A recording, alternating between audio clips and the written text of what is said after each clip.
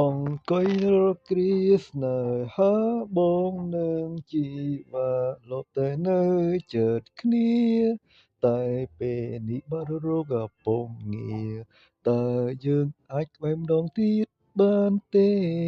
បងនៅតែភ្លេចរូបអូនតើរូបមានស្ងួនអូនមាននឹកបងទេក៏ដឹងដែរពេលនេះរូបស្រមេមេអូនមានគេដើម្បីអំភ្លេចរូបបងពេលដែលយើងចាប់ផ្ដើមស្នេហាបងនឹងរៀមរាដូចជាមាននិស្ស័យតែពេលនោះចិត្តពួកយើងនៅក្មេងខ្ចីចិត្តអើយចង្រៃបល័យស្នេហ៍យើងទាំងពីរដល់ពេលមួយពួកយើងជិះដល់ផ្លូវបែកមិនបាច់ប្រកែកក៏វាជារឿងព្រមនេះខិតពេលវេលាជាអ្នកបង្ខំបង្ខិតឲ្យយើងឃ្លាតពីគ្នា